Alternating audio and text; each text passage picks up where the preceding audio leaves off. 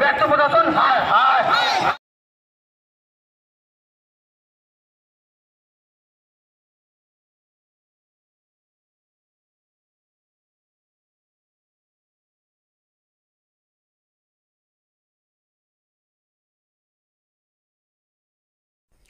কোচবিহারে বিরোধী দলনেতা শুভেন্দু অধিকারীর গাড়ি ভাঙচুর এবং সেই সঙ্গে শুভেন্দুর কনভয়ে থাকা পুলিশের গাড়িও ভাঙচুর করার প্রতিবাদ।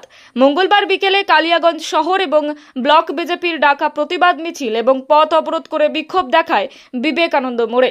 এদিনে সুকান্ত মোড়ের বিজেপি দলীয় কার্যালয় থেকে প্রথমে প্রতিবাদ মিছিলটি বের হয়, তারপর শহরের বিবেকানন্দ মোড়ের রাস্তায় বসে পথ অবরোধ করে বিক্ষোভ দেখাতে থাকে বিজেপি সমর্থকেরা।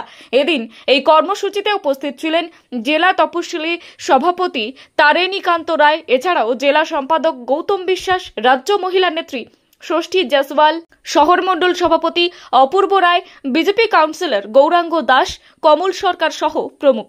এদিনে যাতে কোনো রকম অপ্রীতিকর ঘটনা না ঘটে তার জন্য মোতায়েন করা হয়েছে বিশাল পুলিশ বাহিনী। আমাদের ভারতীয় জনতা পার্টির যে বিধানসভার যে নির্বাচিত বিরোধী দলনেতা মাননীয় শুভেন্দু অধিকারী মহাশয়, উনি কোচবিহারে একটা দলীয় কার্যক্রমে যাচ্ছিলেন। তো সেইখানে যে তৃণমূল আশ্রিত যে গুন্ডা, বিশেষ করে যে দুদেল বাহিনী, তারা তার উপরে আক্রমণ করে উদয়ন গুহর নেতৃত্বে।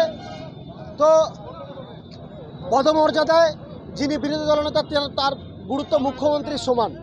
তো একজন মুখ্যমন্ত্রীর সমমর্যাদার একজন বিরোধী দলনেতা, তাকে যে প্রশাসন নিরাপত্তা দিতে পারে না, সেই নিয়ে আজকে আমাদের একটা ধিক্কার জানিয়ে আমাদের এই পথ অবরোধ ছিল, মানুষকে সচেতন করার জন্য যে এই রাজ্যের গণতন্ত্র প্রতি মুহূর্তে ধর্ষিত হচ্ছে, সেই গণতন্ত্রকে বাঁচানোর জন্য আমরা রাস্তায় নেমেছিলাম।